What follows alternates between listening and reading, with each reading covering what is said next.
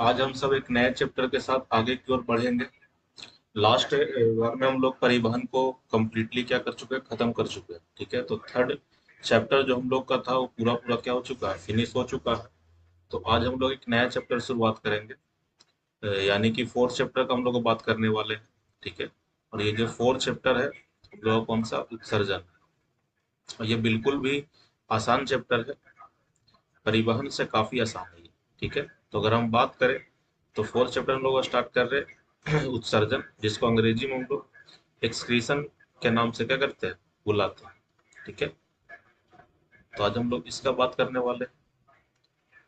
तो सबसे पहले हम बात करेंगे इस चैप्टर का नाम का है। ठीक है, अगर एक चैप्टर को आप समझना चाहते हैं तो उस चैप्टर के नाम के ही बारे में क्या करें, सबसे पहले समझें। ठीक, तो अगर हम बात करें एक चैप्टर के, इस चैप्टर के नाम के बारे में, तो जैसा कि लिखा गया उत्सर्जन, तो उत्सर्जन का मतलब है क्या और क्या करने वाले इस चैप्टर में। ठीक है, तो इस चैप्टर में अगर हम बात करें तो हम बात करने वाले उत्सर्जन का।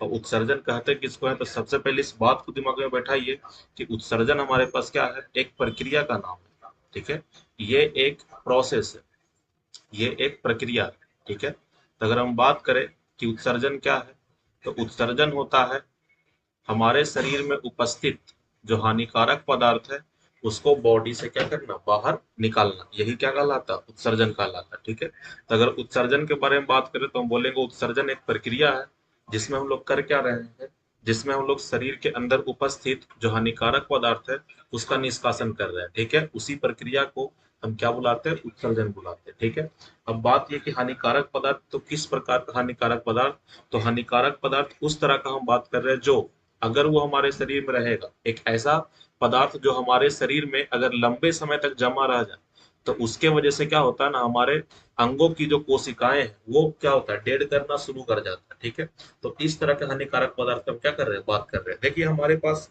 एक और पदार्थ बनता है जिसको अपशिष्ट पदार्थ के नाम से आप लोग जानते हैं। ठीक है, जो हमारे पास जैसे कि हम लोग बात किए थे कि भोजन जो हम लोग करते हैं, जो भोजन हम लोग खाते हैं, उस भोजन का सारा सारा पार्ट पचता नहीं है, कुछ पार्ट पच जाता है और कुछ पार्ट नहीं पच पाता। जो नहीं पचता है उसको आप क्या बुलाते हैं, अपशिष्ट पदार्थ बोलते हैं। ठीक है, और इस अपशिष्ट पदार्थ का शरीर से बाहर निकालना क्या कहलाता है, बहिष्करण कहलाता है। ठीक है, जबकि इसके अलावा देखिए ये हानिकारक नहीं है, हाँ, लेकिन इसका मतलब ये नहीं कि इसको बहुत लंबे समय तक जमा रख सकते हैं बॉडी में, क्योंकि इतना स्पेस नहीं है बॉडी में। ठीक है, तो इसको टाइम टू टाइम क्या करना था, बॉडी से निकालना होता है। ठीक है, तो इसको, इसका निष्कासन क्या कहलाता है, इसका निष्कासन बहिष्करण कहलाता है। ठीक है, लेकिन वहीं पे अगर हम बात करें तो जैसा कि हम बात करें कि हम लोग जब जब क्या करते हैं, भोजन को ग्रहण करते हैं, तो भोजन के पाचन के दौरान क्या होता है, कुछ प्रोटीन भी हम लोग को प्राप्त होता है भोजन से।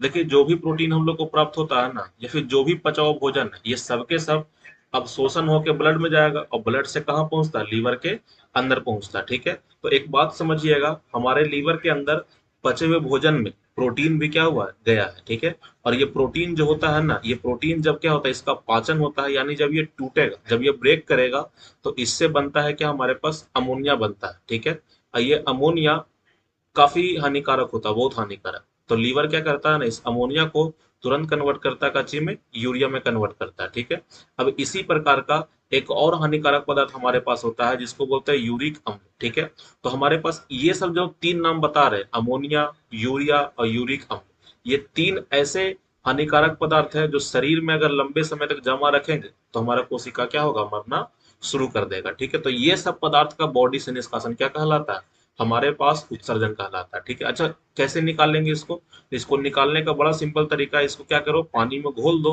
और बॉडी से क्या कर दो, मूत्र के रूप में बाहर निकाल दो। ठीक है, तो अगर हम बात करें उत्सर्जन का, तो उत्सर्जन के लिए एक सिंपल डेफिनेशन बोल सकते हैं कि शरीर में उपस्थित जो हानिकारक पदार्थ है इसका निष्कासन क्या कहलाता है, उत्सर्जन कहलाता है। ठीक है, तो अगर एक सिंपल डेफिनेशन लिखे तो हम बोलेंगे कि एक ऐसा प्रक्रिया, हम क्या बोलेंगे, वैसा प्रक्रिया जिसमें जिसमें शरीर से शरीर से हानिकारक पदार्थ का निष्कासन किया जाता है, हानिकारक पदार्थ का निष्कासन किया जाता है, उसे उत्सर्जन कहते हैं, उससे उत्सर्जन कहते हैं। ठीक है, तो अगर बात की जाए कि उत्सर्जन किसको बोलेंगे, तो हम बोलेंगे शरीर में उपस्थित हानिकारक पदार्थ का निष्कासन क्या कहलाएगा, हमारे पास उत्सर्जन कहलाएगा। ठीक है, अब ध्यान दीजिएगा, ये जो हानिकारक पदार्थ बोल रहे हैं, ठीक है, ये हानिकारक पदार्थ कौन कौन सा हो सकता है, तो यहाँ पे जो हम लिखे हैं ये हानिकारक पदार्थ। ठीक है, तो हमारे शरीर में देखिए कई सारे हानिकारक पदार्थ हो सकते हैं। ठीक है, जैसे अगर हम बात करें तो सबसे पहला हो सकता है अमोनिया। ठीक है, सबसे पहला क्या हो सकता है, अमोनिया हो सकता है। ठीक है, जिसका फॉर्मूला हमारे पास क्या है, NH3। ठीक है, वहीं पे अगर हम दूसरा बात करें तो हो सकता है यूरिया। ठीक है, इसका फॉर्मूला होता है NH2C double bond O NH2। ये हमारे पास क्या है, यूरिया। ठीक है, वहीं पे हम तीसरा अगर बात करें तो क्या होता है हमारे पास, यूरिक अम्ल होता है। ठीक है, ऐसा ये हमारे पास यूरिक अम्ल। और इसके अलावा अगर आप बात करें तो कई बार हमारे पास क्या होता है, शरीर में हम लोग क्या करते हैं, कई बार अधिक मात्रा में जल को ले लेते हैं। ठीक है, तो उस जल का भी क्या होता है, निष्कासन हो जाता है। ठीक है, तो अधिक मात्रा में जो जल है, अधिक मात्रा में जो जल रहेगा ये भी एक हानिकारक पदार्थ जैसा काम करता है। ठीक है, लास्ट हमारे पास कौन सा है, CO2। ठीक है, तो ये हमारे पास वो पदार्थ है जो शरीर में हानिकारक के जैसा क्या करता है, काम करता है, हानिकारक पदार्थ जैसा कार्य करता है। ठीक है, अब देखिए ध्यान से, तो ये हमारे पास क्या हानिकारक पदार्थ शरीर के अंदर क्या हो रहा है, बन रहा है। ठीक है, लेकिन इसमें से सबके बारे में पढ़ना नहीं है। इसमें से अगर हम बात करें तो हम लोग केवल जो पढ़ाई करना है वो करना है केवल किसके बारे में, ये तीन के बारे में क्या करेंगे हम लोग, पढ़ाई करने वाले। ठीक है, अच्छा ये तीनों का तीनों का चीज बना हुआ, नाइट्रोजन से बने होते हैं, नाइट्रोजन से बने होते हैं, बने होते हैं। इसलिए इसलिए आप इसको नाइट्रो नाइट्रो नाइट्रोजीनस पदार्थ भी कह सकते हैं। ठीक है, नाइट्रोजीनस पदार्थ भी इसको आप कह सकते हैं, क्योंकि कांचे से बना हुआ, नाइट्रोजन से बना हुआ। ठीक है, तो हम लोग इस चैप्टर में जो बात करने वाले यही तीन का बात करने वाले, एक अमोनिया का, दूसरा यूरिया का, तीसरा यूरिक अम्ल का। ठीक है, CO2 का हम लोग पिछला बार में क्या किया था, बात कर लिए थे। और पानी का तो हम बात करेंगे, क्योंकि इन तीनों घोलने के लिए क्या चाहिए, पानी चाहिए। ठीक है, तो इसका तो बात करना ही है। अब थोड़ा सा आगे बढ़ते हैं, कुछ बात और समझते हैं। जैसा कि अभी हम तीन नाम आपको बताए हैं, एक अमोनिया बताए हैं, दूसरा यूरिया बताया और तीसरा यूरिक अम्ल बताया। ठीक है, अब इसी में अगर आप बात करें इन तीनों का, तो अगर बात किया जाए तो हमारे, देखिए हमारे धरती पे जितना भी जीवित प्राणी है, जितना भी जीवित प्राणी है, सबके सब उत्सर्जन करता है। ठीक है, और सबके सब क्या कर रहा है ना, उत्सर्जन के रूप में इन्हीं तीनों पदार्थ में से कोई एक पदार्थ का क्या कर रहा है, निष्कासन कर रहा है। इसका मतलब यह है कि हर जीव, या फिर आप ऐसा बोल सकते हैं कि एक जीव इन तीनों का निष्कासन नहीं करता। ठीक है, इन तीनों में से कोई एक पदार्थ का क्या करेगा, निष्कासन करेगा। ठीक है, अब बात यह है कि कौन सा जीव क्या निष्कासन करेगा। ठीक है, तो देखिए एक एक एग्जाम्पल अगर आप याद करने बैठेंगे तो आप याद नहीं कर पाएंगे, क्योंकि हमारे धरती पे क्या लाखों करोड़ों प्रकार के क्या है, जीव जंतु है। ठीक है, तो हम एक एक करके याद अगर करना चाहें तो नहीं याद रख सकते हैं। ठीक है, तो इसके लिए क्या है ना, एक सिंपल तरीका आपको हम समझाते हैं, लेकिन उसको समझाने से पहले आपको ये समझना होगा कि हमारे पास इन तीनों में से ज्यादा खतरनाक कौन है। ठीक है, यानी ज्यादा हानिकारक कौन है। ठीक है, तो अगर इसमें से अगर हम बात करें, इसमें से अगर हम बात करें तो हानिकारक पदार्थ का आप बात करते हैं। ठीक ठीक है, कि इसमें से सबसे ज्यादा हानिकारक कौन। ठीक है, तो इसमें सबसे ज्यादा हानिकारक अगर कोई है तो वो कौन सा है, अमोनिया। सबसे अधिक हानिकारक कौन होता है, अमोनिया होता है। उससे कम कौन होता है, यूरिया होता है। ठीक है, उससे कम हानिकारक कौन होता है, हमारे पास यूरिया होता है। और सबसे कम अगर हानिकारक कोई है तो वो कौन है, हमारे पास यूरिक अम्ल है। ठीक है, तो सबसे अधिक हमारे पास जो हानिकारक पदार्थ है वो अमोनिया है, उससे कम कौन है, यूरिया है, और सबसे कम कौन है, यूरिक अम्ल है।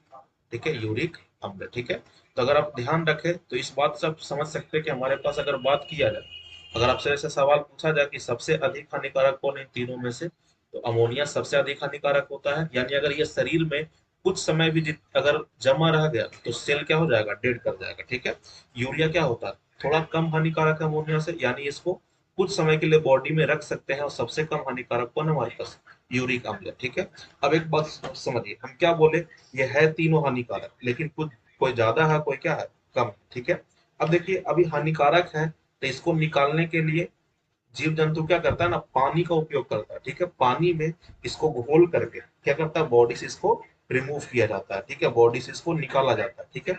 अब बात यह है कि किसको कितना पानी चाहिए, तो एक कंसेप्ट है, कंसेप्ट क्या है ना, जो पदार्थ जितना हानिकारक होगा उसके निष्कासन के लिए उतना ही अधिक पानी की क्या पड़ेगी, आवश्यकता पड़ेगी, ठीक है। तो अगर इसमें अगर आप बात करें कि जल की आवश्यकता सबसे अधिक किसको होगा, तो यहाँ पे अगर आप लिखे जल की आवश्यकता, ठीक है, तो सबसे अधिक अगर जल का आवश्यकता किसको पड़ने वाला है, तो जो ज्यादा हानिकारक कौन था, अमोनिया था। तो इसी अमोनिया को क्या पड़ेगा हमको, अमोनिया को अगर हम बात करें तो सबसे अधिक जल की आवश्यकता पड़ेगी, उससे कम किसको पड़ेगा, यूरिया को पड़ेगा, और सबसे कम किसको पड़ेगा, यूरिक अम्ल को पड़ेगा, ठीक है। तो अगर आप बात करें तो अमोनिया के निष्कासन के लिए क्या होता है, अधिक जल की आवश्यकता होती है, यूरिया को कम जल की आवश्यकता होती है, और यूरिक अम्ल को सबसे कम जल की आवश्यकता होती है, ठीक है। अब अगर आप ये दो बात समझ पा रहे हैं, ठीक है, तो आप आसानी से अब एग्जाम्पल से क्या कर सकते हैं, ध्यान रख सकते हैं, ठीक है। अब देखिए हम क्या बोले, हम बोले कि अमोनिया का निष्कासन कब होगा, जब हमारे पास जल अधिक मात्रा में होगा। इसका सीधा सा मतलब ये है कि अमोनिया उसी जीव में बनेगा, अमोनिया उसी जीव में बनेगा जिसके पास पानी क्या बहुत ज्यादा है, ठीक है। अब बात यह है कि पानी ज्यादा है किसके पास, तो पानी उसके पास ज्यादा है जो जल में रात दिन रह रहा है, ठीक है। तो हमारे पास कहने का मतलब ये हुआ कि अमोनिया उसी में बनेगा जो जलीय जीव है, ठीक है। तो अमोनिया का निर्माण अगर हम बात करें, तो अमोनिया का निर्माण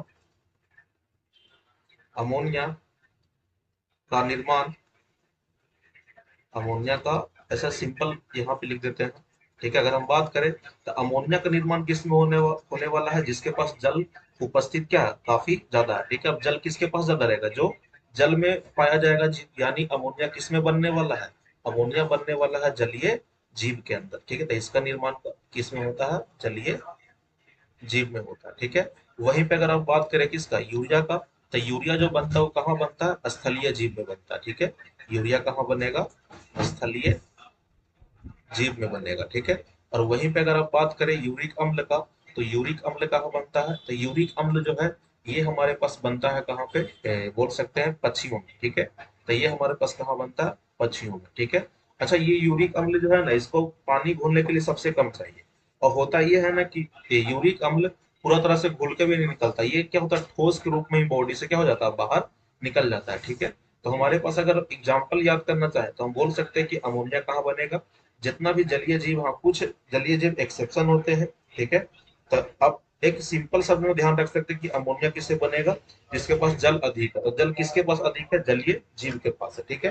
तो जलीय जीव में क्या होगा, अमोनिया बनेगा, यूरिया किसमें बनेगा, स्थलीय जीव में बनेगा, और यूरिक अम्ल किसमें बनेगा, तो पक्षी में बनता है, ठीक है। अब यहाँ से क्या करते हैं, आगे बढ़ते हैं और कुछ बात आपको समझाते हैं, ठीक है। अब चलिए, अब देखिए ध्यान से, हमारे पास हम क्या बोले, हम आपको बोले कि हमारे पास अभी तक हम क्या पढ़े, केवल उत्सर्जन पढ़े, कुछ भी नहीं पढ़े, ठीक है। एक डेफिनेशन केवल पढ़े उत्सर्जन, और कुछ नहीं पढ़े। अब देखिए, हम एक सेकेंड लाइन आपको हम बताए थे अभी अभी कि हमारे पास क्या होता है, उत्सर्जन की प्रक्रिया हर जीवित प्राणी में चल रहा है। इसका मतलब ये है कि जीवित प्राणी चाहे छोटा हो या चाहे क्या हो, बड़ा हो, हर जीव में क्या होगा, उत्सर्जन की प्रक्रिया होगा। अब हमारे धरती पे क्या है, कई सारा जीव जंतु ऐसा जो बहुत छोटा है, जैसे अमीबा का बात कर लीजिए, जैसे पैरामीशियम का बात कर लीजिए, ठीक है। तो ये हमारे पास क्या बहुत छोटा छोटा जीव है हमारे पास। इसके अलावा अगर हम बात करें तो हमारे पास बड़े जीव भी है, जैसे जानवर हो गया, मनुष्य हो गया, ठीक है, इस तरह से। तो अगर आप एक सिंपल शब्द में हम बताना चाहें तो हम क्या कर रहे हैं, अब उत्सर्जन को थोड़ा डिटेल में लेके चल रहे हैं, ठीक है। तो सबसे पहले जो हम लोग को पढ़ना है ना, वो पढ़ना है एक कोशिकीय जीवों में उत्सर्जन, ठीक है। सबसे पहले किसके बारे में पढ़ना है, एक कोशिकीय जीवों में उत्सर्जन, ठीक है। तो सबसे पहले हम लोग किसमें बात करना है, एक कोशिकीय जीवों में उत्सर्जन का बात करना है, ठीक है। एक कोशिकीय जीव कहने का मतलब क्या हुआ, हमारे पास अमीबा, ठीक है। इसके अलावा बात करें पैरामीशियम, ठीक है। तो हम बात कर रहे हैं किसके बारे में, एक कोशिकीय जीवों में उत्सर्जन के बारे में, ठीक है। अगर आप एक कोशिकीय जीवों में उत्सर्जन का बात करें तो हम एग्जाम्पल में क्या दे रहे हैं, अमीबा हो गया, पैरामीशियम हो गया, ठीक है। इत्यादि आप कर सकते हैं। ठीक है, तो ये हमारे पास क्या है, एक कोष के जीव। अब बात है कि एक कोष के जीव में किस प्रकार से होगा, तो देखिए जैसा कि हम लोग समझते हैं कि अमीबा कैसा है, अमीबा एक कोष की जीव है, कुछ इस प्रकार का। ठीक है, ये हमारे पास क्या है, एक अमीबा का रचना। ठीक है, अब इस अमीबा में जो भी हमारे पास, अच्छा ये रहता कहाँ, पानी में। तो सबसे पहले आप ये बात समझ लीजिए कि अगर ये पानी में रह रहा है, इसका मतलब इसमें जो उत्सर्जित पदार्थ बनेगा वो कौन सा बनेगा, तो इसमें बनेगा अमोनिया। इसमें कौन सा बनेगा हमारे पास, अमोनिया। ठीक है, तो अगर हम बात करें तो इसमें जो अमोनिया का निष्कासन है वो पानी में घोल कर क्या करता है, ये शरीर के सतह से ही विसरण के द्वारा क्या करता है, बाहर निकाल देता था। एक कोष के जीव में बहुत सिंपल सा एक लाइन है केवल, हम क्या बोल सकते हैं कि इन जीवों में उत्सर्जन की प्रक्रिया शरीर के सतह से विसरण के द्वारा पूर्ण होता है। ठीक है, तो हम बोल सकते हैं कि इन जीवों में जीवों में उत्सर्जन उत्सर्जन उत्सर्जन की इन जीवों में उत्सर्जन शरीर की सतह से इन जीवों में उत्सर्जन शरीर की सतह से विसरण के द्वारा विसरण के द्वारा पूर्ण होता है। ठीक है, तो अगर आप बात करें एक कोष के जीव में किस प्रकार उत्सर्जन होगा, तो सिंपल आप बोल सकते हैं कि एक कोष के जीव में जो है ना, उत्सर्जन की प्रक्रिया शरीर की सतह से क्या होता है, विसरण द्वारा पूर्ण हो जाता है। ठीक है, ऐसा बहुत सिंपल सा बात है। ठीक है, तो अब यहाँ से बढ़ते हैं बहुकोष की जीव में। ठीक है, ठीक है, तो एक कोष की जीव काफी आसान होता है, तो अब बात करते हैं बहुकोष की जीव। अब देखिए बहुकोष के जीव जो हमारे पास है, हमारे पास अगर बात करें बहुकोष के जीव का, तो बहुकोष की में अगर आप बात करते हैं तो बहुकोष के जीव में कई सारा जीव आ जाता है। ठीक है, जैसे कि अगर अगर आप बात करें अगर आप बात करें तो बहुकोष के जीव में पौधा भी है और मनुष्य भी है, जानवर भी है। ठीक है, बहुत सारा जीव है। ठीक है, तो हम लोग को जो बात करना है ना, वो दो ही में बात करना है। एक बात करना है किसमें, एक बात करना है मनुष्य में, और एक बात करना है किसमें, पौधा में। ठीक है, तो सबसे पहले हम बात करें किसका, मनुष्य में। ठीक है, लेकिन उससे पहले अब एक बात समझ लिए कि हमारे पास जितना भी बहुकोष के जीव है, बहुकोष के जीव कहने का मतलब क्या हुआ, उच्च श्रेणी का जीव। ठीक है, उच्च श्रेणी का जीव, ऐसा हमारे पास जो एक कोष की जीव है उससे तो उच्च श्रेणी में ही आएगा बहुकोष की। ठीक है, तो हमारे पास अगर आप बात करें तो बहुकोष के जीव को आप उच्च श्रेणी का जीव कह सकते हैं। ठीक है,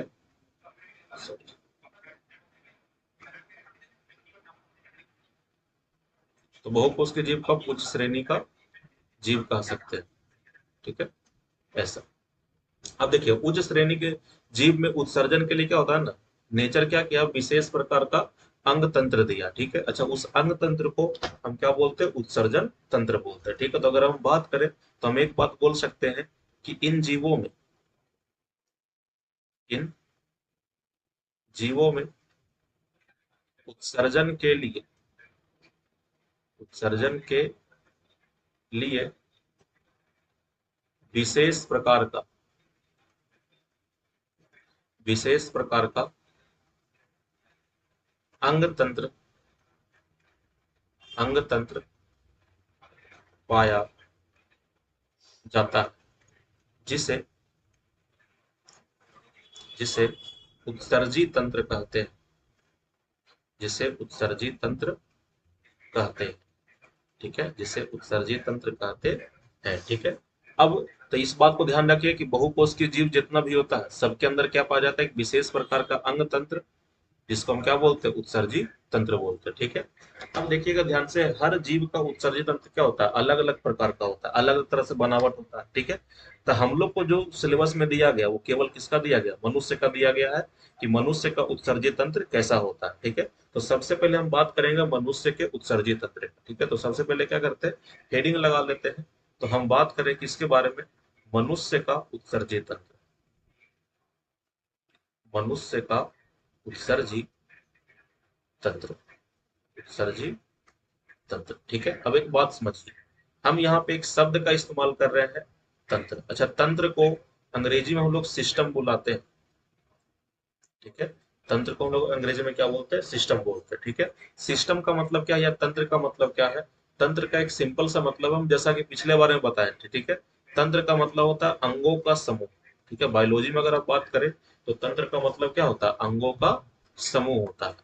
जैसे आप मैथ में नंबर सिस्टम पढ़ते हैं, ठीक है, नंबर्स का समूह, ठीक है। इसी प्रकार से क्या होता है हमारे पास क्या है, बायोलॉजी में इसी को हम क्या बोलते हैं, अंगों का समूह बोलते हैं, ठीक है। तो हमारे पास अब बात करें तो तंत्र का बायोलॉजी में क्या मतलब दिया गया, अंगों का समूह। इसका मतलब ये है कि हमारे पास जो उत्सर्जित तंत्र है, यानी मनुष्य के पास जो उत्सर्जित तंत्र है, ये एक अंग से नहीं बना हुआ, ठीक है। अब बात ये है कि एक अंग से नहीं बना हुआ है तो कितना अंग से बना हुआ, ठीक है, कौन कौन सा अंग है जो उत्सर्जित तंत्र में इन्वॉल्व है, ठीक है। तो इस चीज को समझाने के लिए हम क्या करते हैं, पहले एक डायग्राम समझाते हैं ताकि आपको आसानी से क्या हो जाए, चीजें समझ में आ जाए, ठीक है। तो यहाँ पे हम एक डायग्राम सबको दिखा रहे हैं कि एक मनुष्य का उत्सर्जित तंत्र कैसा दिखाई देता है। और ये जो हमारे पास डायग्राम है, ये एग्जाम के पॉइंट ऑफ व्यू से क्या होता है, काफी इंपॉर्टेंट होता है, ठीक है। तो इस डायग्राम को हम दिखाते हैं।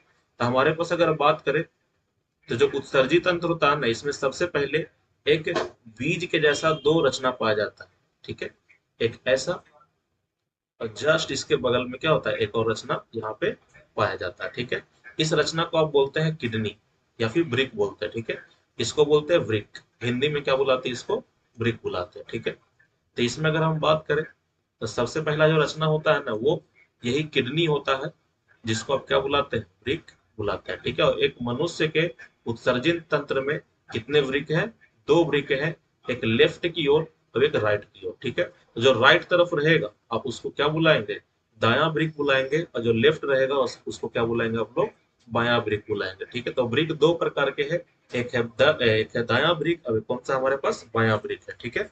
जिसमें से हमारे पास अगर बात करें तो दायां वृक्क क्या होता है, थोड़ा सा, बस थोड़ा सा, ठीक है, नीचे की ओर होता है, क्योंकि यहाँ पे जस्ट इसके ऊपर कौन बैठा हुआ, लीवर बैठा हुआ, ठीक है। इसीलिए थोड़ा सा कहाँ आ जाता है, नीचे आ जाता है, ठीक है। अब देखिए ध्यान से, इस ब्रिक में ब्लड को सप्लाई करने के लिए दो रक्त वाहिनी आती है, यहाँ से क्या होता है, दो रक्त वाहिनी आता है, ऐसा। अच्छा, ब्रिक को आप बायोलॉजिकल भाषा में ना, बायोलॉजिकल भाषा में रीनल कहते हैं। जैसे लंग्स को पल्मोनरी कहते हैं, हार्ट को कार्डियक कहते हैं, ठीक है। इसी प्रकार से वृक्क को हम लोग क्या बोलते हैं, रीनल बोलते हैं बायोलॉजिकल भाषा में, ठीक है। तो हमारे पास क्या है, इस वृक्क में ऐसा दो रक्त वाहिनी आकर के खुलता है, ठीक है, इस प्रकार से, ऐसा, इस तरह से दोनों वृक्क में जाएगा, ऐसा। एक और रक्त वाहिनी आता है,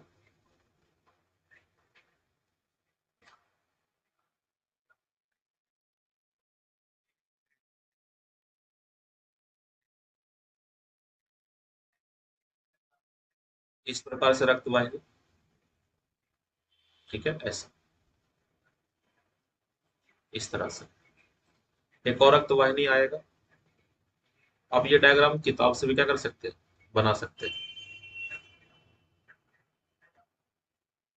ये रक्त वाहिनी,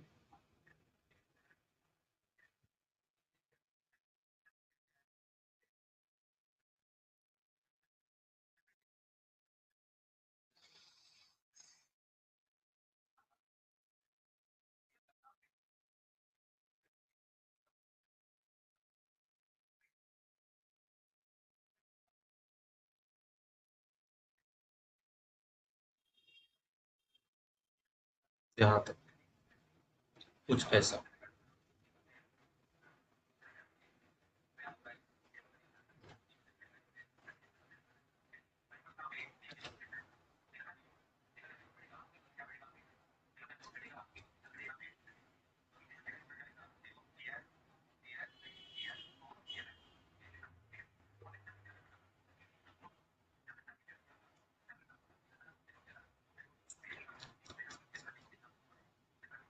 यस, ये रक्त वाहिनी, ठीक है, इस प्रकार से। तो जस्ट इसके बगल में क्या है, एक रक्त वाहिनी और बैठा हुआ। अच्छा, ये करता क्या है समझाते हैं, ठीक है। ये जो एक रक्त वाहिनी है, इन दोनों में से एक रक्त वाहिनी क्या करता है, किडनी को रक्त सप्लाई करता है, किडनी को रक्त ला करके देता है, काहे के लिए ना, साफ करने के लिए, ठीक है, उसका शुद्धिकरण करने के लिए, ठीक है। यहाँ पे अलग तरह का शुद्धिकरण चलेगा, यहाँ पे क्या होगा, रक्त में जो भी हानिकारक पदार्थ है, जैसे हमारा लीवर क्या करता है ना, जो भी बेकार पदार्थ है, ठीक है, उन सभी पदार्थ को रक्त में छोड़ देता है। और रक्त क्या होता है, घूमते घूमते हमारे किडनी के पास आता है और किडनी में ब्लड लाके डाल देता है। तो किडनी क्या करेगा ना, उसमें उपस्थित हानिकारक पदार्थ को निकाल लेता है और वापस उसको फिर बॉडी में ही भेज देता है, ठीक है, यानी रक्त को शुद्धिकरण करता है। अच्छा, रक्त को मान लिया जाए कि ये क्या कर रहा है, रक्त ला करके दे रहा है किसको, किडनी को, ठीक है, क्या कर रहा है, रक्त ला के दे रहा है, ठीक है। मान लेते हैं इस रक्त में क्या हमारे पास यूरिया बैठा हुआ, हम लोग मनुष्य है ना, तो मनुष्य में क्या बनता है, यूरिया बनेगा, ठीक है। तो ये जो रक्त वाहिनी है, इसको हम बोलेंगे रीनल धमनी, रीनल धमनी। तो अगर आप बात करें, तो यहाँ पे हम बोल सकते हैं कि हमारे किडनी को जो रक्त देता है, इसको हम क्या बोलते हैं, रीनल धमनी बोलते हैं। और ये रीनल धमनी क्या करेगा, रक्त को यहाँ तक किडनी में लाके पहुंचा देगा। अब क्या होगा, किडनी क्या करेगा, शुद्धिकरण करके वापस इसको लौटा के इसको देता है, वापस से इस रक्त दूसरे रक्त वाहिनी को दे देता है। इसमें भी सेम काम चल रहा है, ठीक है। इसमें भी क्या हो रहा है, ऐसा रक्त आ रहा है, किडनी के पास जा रहा है, किडनी इसको साफ करके वापस लौटा दे रही है, ठीक है। तो यहाँ से क्या होता है ना, रक्त बाहर निकल जाता है, ठीक है, यहाँ से क्या हो जाएगा, रक्त बाहर निकल जाएगा, ठीक है। अच्छा, इस रक्त को ले जाने वाले धमनी को रक्त वाहिनी को हम लोग क्या बोलते हैं, रीनल सीरा बोलते हैं, रीनल सीरा बोलते हैं, ठीक है। अब देखिए क्या होगा, जैसे ही रक्त का शुद्धिकरण हो जाता है ना, तो ये किडनी से क्या होता है, यहाँ पर अगर हम बात करें, तो किडनी से क्या होता है, दो ऐसा रचना, दो पाइप क्या होता है, बाहर की ओर निकलता है, ठीक है। यहाँ पे एक निकलेगा इस पाइप, इस किडनी से, और दूसरा निकलता है इस किडनी से, दूसरा पाइप यहाँ से आएगा, ठीक है।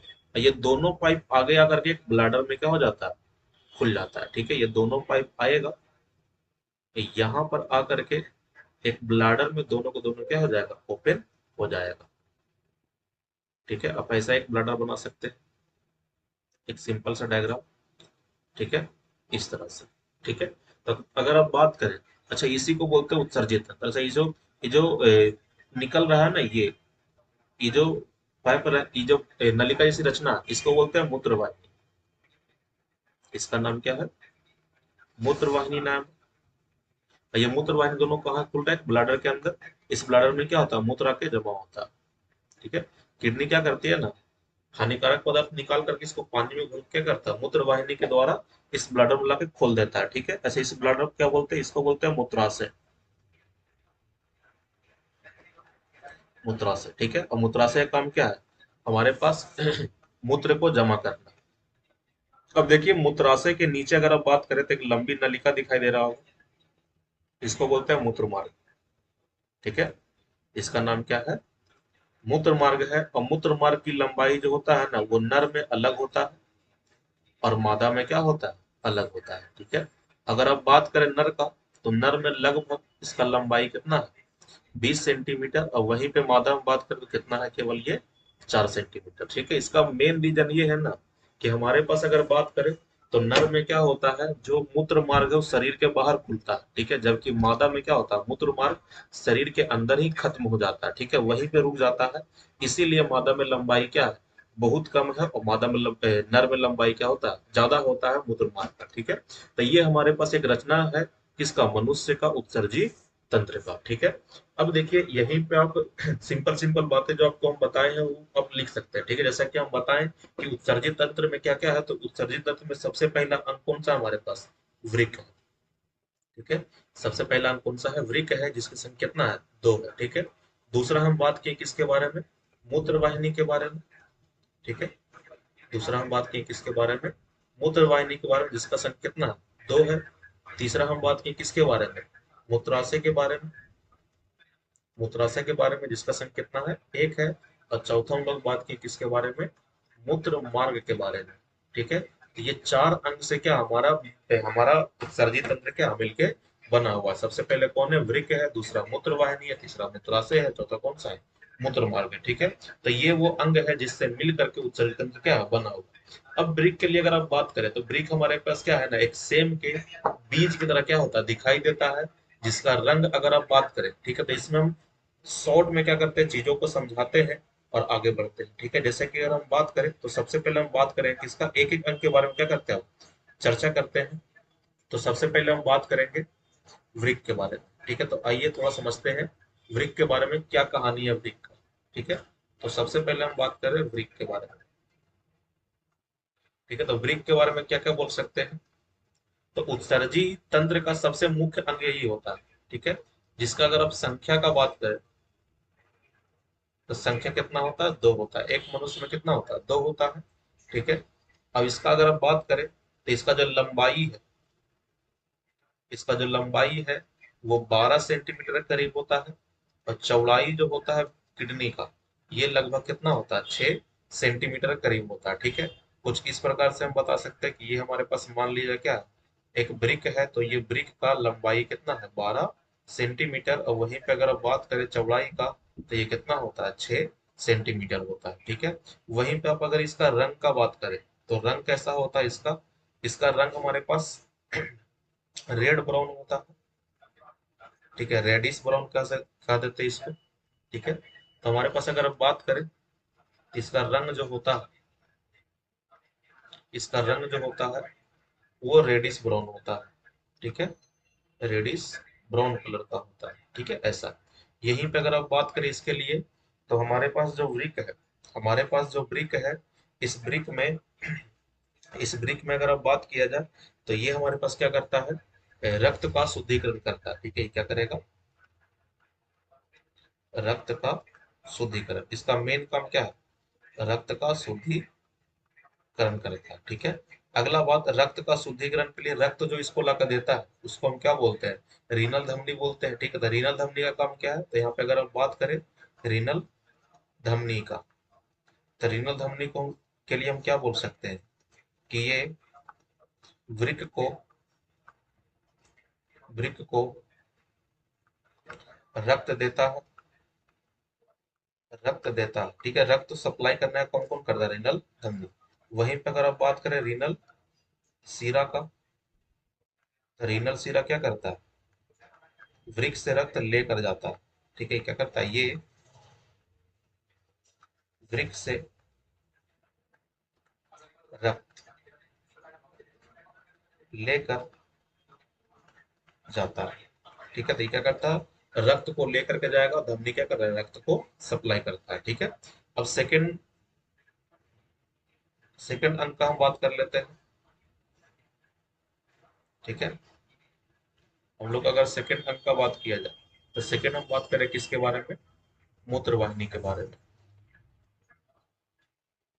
लेकिन मूत्र वाहिनी का बहुत सिंपल सा काम है, एक लाइन इसके बारे में क्या करें, बोलेंगे और ये खत्म हो जाएगा। ठीक है, मूत्र वाहिनी की अगर आप बात करें तो मूत्र वाहिनी का मेन काम क्या होता है, वृक्क में जो भी मूत्र बना है उस मूत्र को, जो भी वृक्क में मूत्र बनता है ना, उस सभी मूत्र को क्या करता है, ये मूत्राशय तक ले जाने का काम करता है। तो यहाँ पे हम बोल सकते हैं कि ये मूत्र को, ये मूत्र को मूत्राशय में, मूत्राशय में ले जाने का, ले जाने का कार्य करती है, ले जाने का कार्य करती है। ठीक है, तो इसका मेन काम क्या होता है, इसका मेन काम होता है मूत्र को मूत्राशय में ले जाना, किसका, मूत्र वाहिनी का। वहीं पे हम थर्ड बात करते हैं किसका, मूत्राशय का। तो मूत्राशय का अगर मेन काम आप बात करें, इसका काम क्या होता है, मूत्र को जमा करना। तो क्या करता है, ये मूत्र को, मूत्र को जमा करने का कार्य करता है, ये मूत्र को जमा करने का कार्य करता है। फोर्थ अगर आप बात करें, अगर आप फोर्थ का बात करें, मूत्र मार्ग, मूत्र मार्ग। तो मूत्र मार्ग का काम क्या होता है, इसका काम होता है मूत्र को वातावरण में निष्कासित करना। ठीक है, तो हम बोलेंगे इसके द्वारा, इसके द्वारा मूत्र, इसके द्वारा मूत्र को वातावरण में, वातावरण में निष्कासित किया जाता है,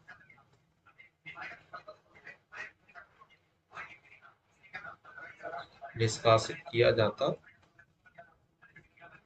ठीक है, तो ये हमारे पास क्या है, मूत्र मार्ग है। ठीक है, तो ये हमारे पास एक बेसिक बेसिक कहानी।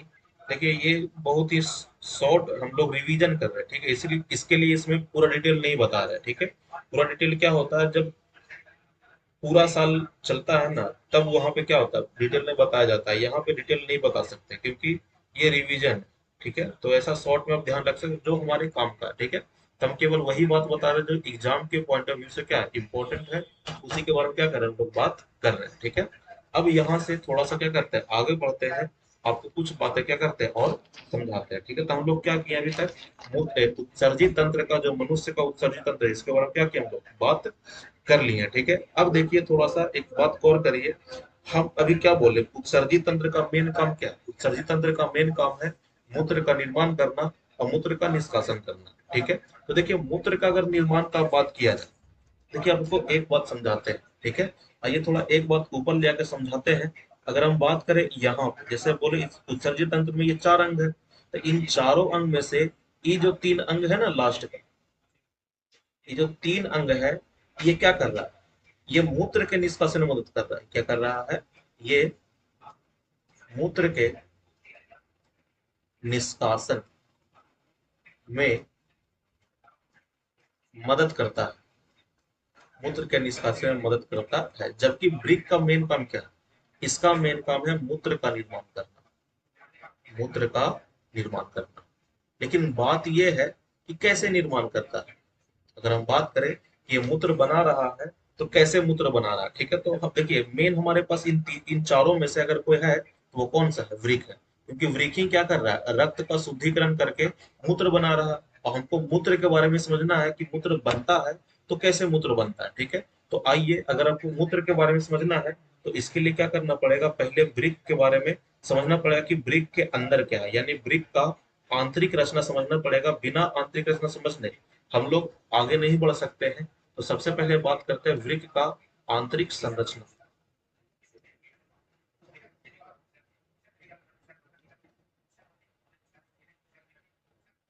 वृक्क का आंतरिक संरचना।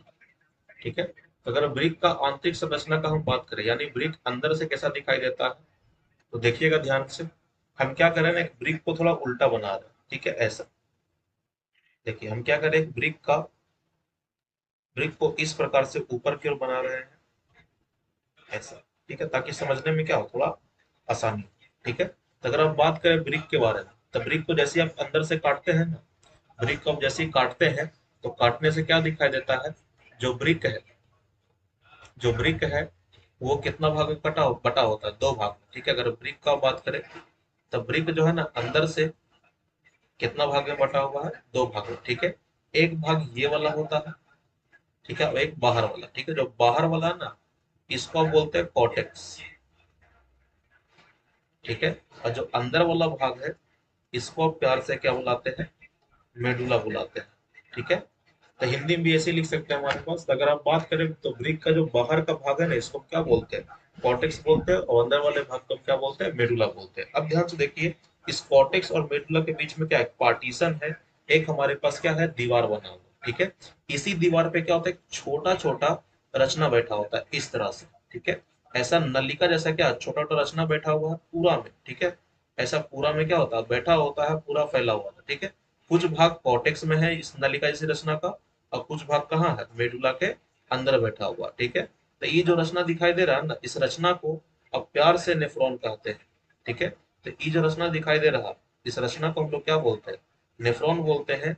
जो कहाँ बैठा हुआ है, ये हमारे पास कॉर्टेक्स और मेडुला के बिल्कुल बीच में बैठा हुआ, दीवार पे बैठा हुआ। ठीक है, और ये वो रचना है जो क्या कर रहा है ना, किडनी के संरचना को बनाने का काम कर रहा है। यानी किडनी का जो शेप है, वो शेप कहीं ना कहीं नेफ्रॉन से ही क्या आया आया है। ठीक है, अच्छा ध्यान रखिएगा कि एक किडनी के अंदर अगर लगभग बात किया जाए, तो 1 मिलियन नेफ्रॉन पाया जाता है। ठीक है, एक किडनी में 1 मिलियन नेफ्रॉन है, यानी कि कितना है ये, 10 लाख नेफ्रॉन है। ठीक है, तो 1 मिलियन बोले चाहे 10 लाख बोलिए, बात क्या है वही है। ठीक है, तो ध्यान रखिए कि एक किडनी के अंदर 1 मिलियन नेफ्रॉन क्या होता है, पाया जाता है। तो ये वो नेफ्रॉन है जो क्या कर रहा है, हमारे पास किडनी के रचना को बना रहा है, साथ साथ में किडनी में होने वाला सब काम को कर रहा है। यानी कि जब बाहर से आप किडनी को देखिएगा तो लगेगा कि किडनी ही क्या कर रहा है, मूत्र का निर्माण कर रहा है, लेकिन रियलिटी में ऐसा नहीं है। ठीक है, एक्चुअल में मूत्र का निर्माण अगर कोई कर रहा है तो कौन कर रहा है, नेफ्रॉन कर रहा है। ठीक है, देखिए ये कहानी कुछ ऐसा है ना, जैसे एक बड़े से फैक्ट्री में अगर आप बात करें, तो एक बड़े से फैक्ट्री में क्या है, एक मालिक होता है, दूसरा कौन होता है, नौकर। ठीक है, तो उस वहां पे जो भी प्रोडक्ट बन रहा है वो रजिस्टर किसके नाम पे है, मालिक के नाम पे रजिस्टर होता है। जबकि क्या रियल में मालिक बना रहा है प्रोडक्ट को, क्या नहीं बना रहा। ठीक है, प्रोडक्ट को बनाने वाला कौन है, मजदूर है।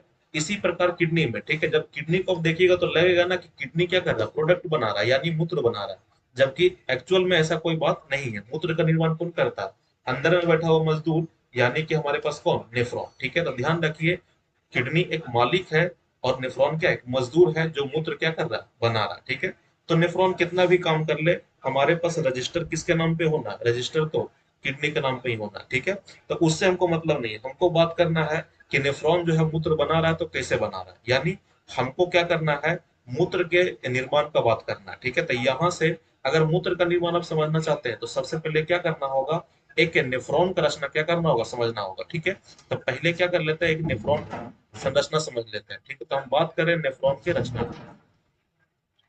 नेफ्रॉन का, नेफ्रॉन का संरचना। तो हम सबसे पहले बात करें किसका, नेफ्रॉन के संरचना, नेफ्रॉन किस प्रकार से बना हुआ। ठीक है, तो अगर नेफ्रॉन का बात करें तो नेफ्रॉन में क्या होता है, कुछ इस प्रकार से कहानी। नेफ्रॉन में पहले एक ऐसा कप जैसा एक रचना पाया जाता है, ऐसा, इस तरह से। ठीक है, और ये कप जैसी संरचना के जस्ट नीचे एक घुमावदार नलिका जैसी रचना होती है, ऐसा। ठीक है, कुछ इस प्रकार।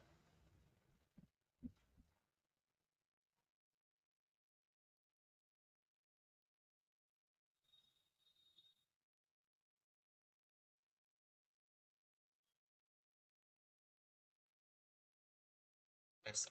ठीक है, अच्छा, ये घुमावदार रचना क्या होता है, आगे जा करके एक पतली नलिका में क्या हो जाती है, कन्वर्ट हो जाती है, कुछ ऐसा।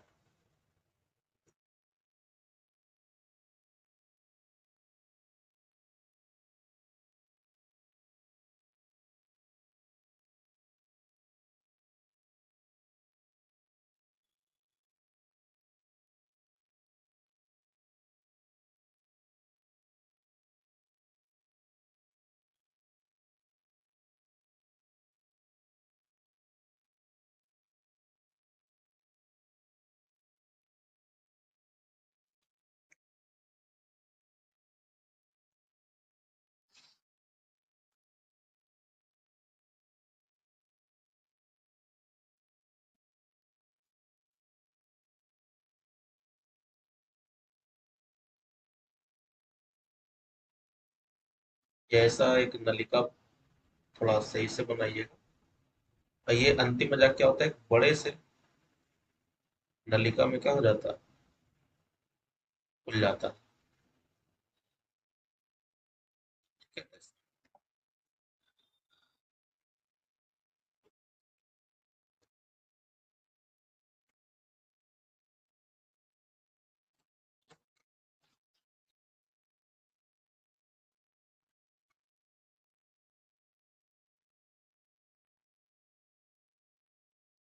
ठीक है, ऐसा।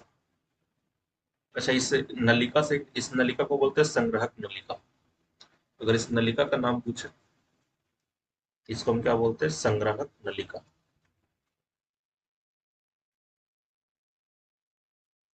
इस संग्राहक नलिका में क्या होता है ना, हमारे पास इस संग्राहक नलिका में हमारे पास क्या होता है, और भी नेफ्रॉन आकर जुड़ते हैं। ठीक है, तो ध्यान रखिएगा, इसमें क्या होता है, और भी नेफ्रॉन आके इस प्रकार से क्या होता है, साइड साइड से जुड़ जाता है। ठीक है, ये मान लिया जाए दूसरा नेफ्रॉन क्या और आकर के इस तरह से जुड़ जाता है। ठीक है, इसीलिए ना संग्राहक नलिका को नेफ्रॉन का भाग नहीं कहते। ठीक है, तो ध्यान रखिएगा, इस संग्राहक नलिका नेफ्रॉन का भाग नहीं होता। क्योंकि एक संग्रह नलिका में क्या है ना, एक से अधिक नेफ्रॉन क्या होता है आके जुड़े होते हैं, जिसमें से एक हम क्या किया दिखाए हैं। अब देखिए ये जो ऊपर लग कप जैसा रचना दिखाई दे रहा, इस रचना में क्या होता है कि ब्लड वेसल्स। अच्छा ये वो ब्लड वेसल्स है जो धमनी है, ये धमनी, ठीक है, ये धमनी है। ये जो बाहर निकले कौन रहेगा, सीरा रहेगा, ठीक है। तो ये वो धमनी है जो यहाँ पे आके इस तरह से घुमावदार रचना बनाता है। अच्छा जब ये अंदर की ओर प्रवेश करता है यानी ये, तब ये मोटा थोड़ा दिखाई देता है और बाहर निकलता है कैसा होता है, पतला होता है, ठीक है। तो ये हमारे पास क्या है, ये धमनी है जो अंदर की ओर आ रहा है और ब्लड दे करके जा रहा है। अच्छा यहीं पे अगर आप बात करें तो यहाँ पे अगर हम एक बात समझाना चाहें, यहाँ पे अगर हम एक बात समझाना चाहें तो हमारे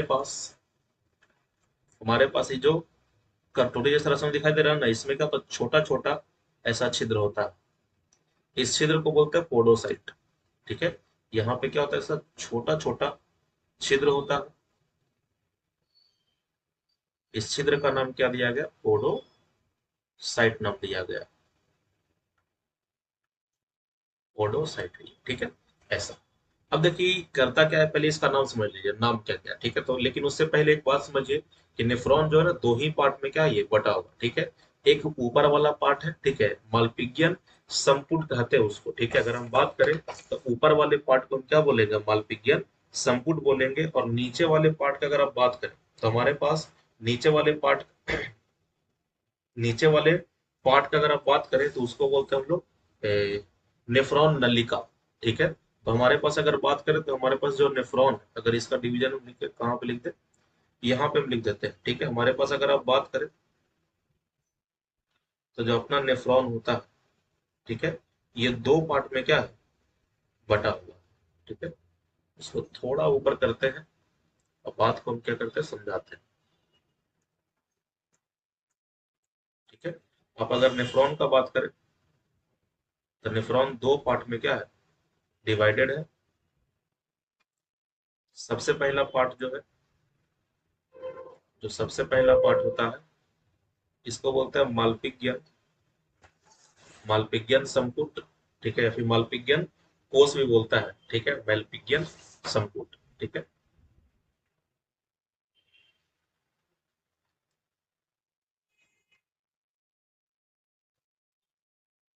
मालपिगियन संपुट, फिर मालपिगियन कोष भी कह सकते हैं, कोई दिक्कत नहीं है, ठीक है। वहीं पे अगर सेकेंड पार्ट का बात करें तो दूसरा को बोलते हैं नेफ्रॉन नलिका, नेफ्रॉन नलिका, ठीक है। थोड़ा बात को समझिएगा, ये जो मल्पिगियन संपुट है ये भी क्या होता है दो भाग में बटा होता है, ठीक है। मल्पिगियन संपुट भी कितना भाग में बटा हुआ है, दो भाग में बटा हुआ है। सबसे पहला भाग जो होता है ना उसको बोलते हैं हम लोग ग्लोमेरुलस, या फिर आप बोल सकते हैं वोमेन संपुट, ठीक है। सबसे पहला भाग को आप क्या बोल सकते हैं, वोमेन संपुट, ठीक है। वहीं पे दूसरा पार्ट अगर आप बात करें इसको बोलते हैं ग्लोमेरुलस, ठीक है, तो दूसरा, ठीक है। तो एक हमारे पास अगर मालपिगियन संपुट का बात करें तो उसमें एक पार्ट कौन सा होता है वोमेन संपुट और दूसरा कौन सा होता है ग्लोमेरुलस होता है, ठीक है। हम नाम बताएंगे अभी इसमें, लेबल्ड करके दिखाएंगे कि हमारे पास कहाँ पे ये सब चीजें बैठा हुआ, ठीक है। वहीं पे अगर आप बात करें नेफ्रॉन नलिका का तो ये तीन पार्ट में बटा होता है, ठीक है। सबसे पहला होता है पीसीटी, दूसरा होता है लूप ऑफ एनले, एलओएच, ठीक है। आप इसको क्या बोल सकते हैं, एलओएच। दूसरा पार्ट होता है LOH, loop of Henle, LOH. और तीसरा पार्ट जो होता है हमारे पास कौन सा होता है, डीसीटी होता है, ठीक है। पीसीटी का मतलब है ना, अगर हम बात करें, देखिए हम दिखाते हैं, जैसे देखिए, अच्छा इसका नाम थोड़ा समझ लीजिए, इसको बोलते हैं जो धमनी आ रहा है इसको बोलते हैं अपवाही धमनी, अपवाही धमनी। और इसको बोलते हैं अभिवाही धमनी,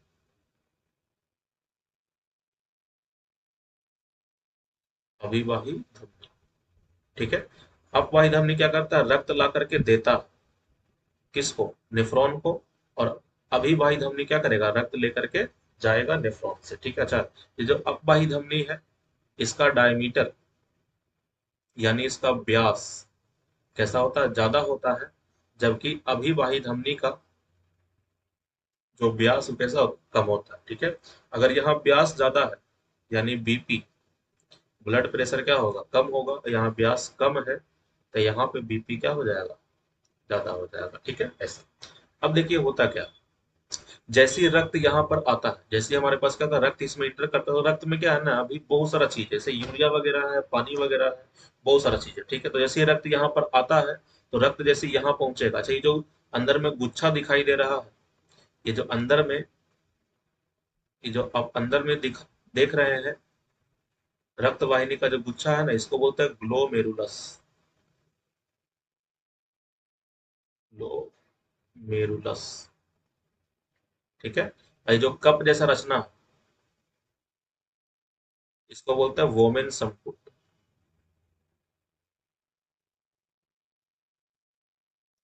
वोमेन संपुट। और ध्यान रखिए, ग्लोमेरुलस और वोमेन संपुट को एक साथ मिला करके हम लोग बोलते हैं मेल्पिगियन संपुट। जैसा कि डिवीजन में हम बता दिए हैं, मेल्पिगियन संपुट, ठीक है। तो आप इसको ध्यान रखें, इसको बोलते हैं मल्पिगियन संपूर्ण, दोनों को मिला करके, ठीक है। अच्छा, इसमें होता क्या है, देखिए, जैसे ही रक्त यहाँ से क्या करेगा, इंटर करेगा, तो रक्त जैसे ही अंदर आता है ना, यहाँ पे क्या होता है, प्रेशर बढ़ जाता है, क्योंकि यहाँ से रक्त ज्यादा आ रहा है, निकल रहा है क्या कम, तो यहाँ प्रेशर क्या होता है, बढ़ जाता है। जिस कारण क्या होता है, रक्त में जितना भी हमारे पास द्रव वाला पदार्थ सबके सब क्या होता है, यहाँ पे आके जमा हो जाता है, ठीक है। तो यहाँ पे आके क्या होगा, इस प्रकार से जमा हो जाएगा, इसको आप फिल्ट्रेट कहते हैं। इस पदार्थ को आप क्या बोलते हैं, फिल्ट्रेट, ठीक है। इस पदार्थ को हम क्या बुलाते हैं, फिल्ट्रेट बुलाते हैं। ये फिल्ट्रेट क्या होता है, इस तरह से आगे की ओर बढ़ते चल जाता है। ऐसे ही जो आगे की ओर जो कुंडलित नलिका दिखाई दे रहा है, ठीक है, इसी नलिका को, जहां तक कुंडलित है उसको हम यहाँ तक बोल सकते हैं, ठीक है, यहाँ तक, ठीक है, यहाँ से ले करके यहाँ तक, इसको हम बोलते हैं पीसीटी, प्रॉक्सिमल कॉन्वोलेटेड ट्यूब्यूल, ठीक है। और फिर यहाँ से यहाँ तक जो भाग है ना, इसको बोलते हैं एलओएच, ठीक है, इसको हम क्या बोलते हैं, एलओएच। अच्छा, ध्यान रखिएगा, ये जो एलओएच है ना, ये भी दो पार्ट में बटा हुआ, ठीक है। एक है असेंडिंग एलओएच, अब एक कौन सा हमारे पास, डिसेंडिंग एलओएच, ठीक है। एक है हमारे पास असेंडिंग एलओएच,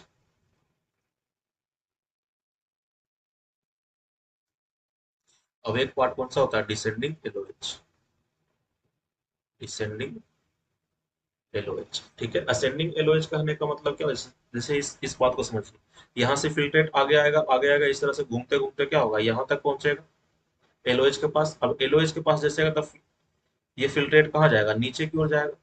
अच्छा, नीचे की ओर जाते जाते एक समय ऐसा आएगा कि फिल्ट्रेट ऊपर भी चढ़ना शुरू करेगा यहाँ से, ठीक है। देखिए, यहाँ पे यहाँ से यहाँ तक क्या है, हमारे पास एलओएच है। अब एलओएच का ये जो आधा भाग है, यहाँ तक ये क्या कर रहा है, फिल्ट्रेट को नीचे ला रहा है, और ये आधा भाग क्या कर रहा है, फिल्ट्रेट को ऊपर ले जा रहा है। तो एलओएच का वो भाग जो फिल्ट्रेट को नीचे लाता है, उसको बोलते हैं डिसेंडिंग लूप ऑफ हेनले, ठीक है। यानी कि आप इसको हिंदी में क्या बोल सकते हैं, अगर आप इसका हिंदी बात करें, ठीक है, तो हमारे पास अवरोही चाप बोल सकते हैं, हेलने का अवरोही चाप, ठीक है। तो हमारे पास अवरोही एलओएच बोल सकते हैं, ठीक है, ये हमारे पास क्या कहलाएगा, अवरोही, ठीक है, अवरोही एलओएच बोल सकते हैं डिसेंडिंग को, और असेंडिंग को आप क्या बोल सकते हैं, अधिरोही बोल सकते हैं, ठीक है। असेंडिंग को असेंडिंग को आप क्या बोल सकते हैं, अधिरोही एलओएच बोल सकते हैं, अधिरोही। ये बढ़ते क्रम और घटते क्रम, ठीक है। अभी अवरोही मतलब क्या होता है, सिंपल, अवरोही मतलब क्या होता है, घटते क्रम, सीधा सा बात है, ठीक है। और अधिरोही मतलब क्या, बढ़ते क्रम, बस यहाँ पे बात खत्म होगी, ठीक है। तो हमारे पास अगर बात करें, तो इसको हम क्या बोलेंगे, अधिरोही बोलेंगे, इसको क्या बोलेंगे, अवरोही बोलेंगे, ठीक है। अब यहाँ से जो आगे का पार्ट है, ये वाला, यहाँ से यहाँ तक का, ये जो जुड़ा हुआ है ना, यहाँ तक, इसको हम लोग क्या बोलते हैं, डीसीटी, इसका नाम क्या है, डीसीटी, डिस्टिल कॉन्वोलेटेड ट्यूब्यूल, ठीक है। तो ये हमारे पास क्या था, एक नेफ्रॉन का संरचना था। अब ये नेफ्रॉन में मूत्र कैसे बनेगा ना, ये हम बताएंगे लेकिन आज हम क्या करते हैं, यहीं तक क्या करते हैं, रखते हैं। बाकी का कहानी हम क्या करेंगे, अगले बार में इसको कंप्लीट कर देंगे पूरा चैप्टर। ठीक है, तो हमारे पास आधा चैप्टर क्या हो चुका है, लगभग खत्म हो चुका है। बस इसमें थोड़ी बहुत बातें क्या है और बाकी है, तो ये क्या करेंगे, अगले बार में इसको पूरा का पूरा कंप्लीट करेंगे। तो हम रचना तक बात कर लिए हैं। अब अगले क्लास में क्या बात करेंगे हम, अगले क्लास में हम बात करेंगे इसका काम का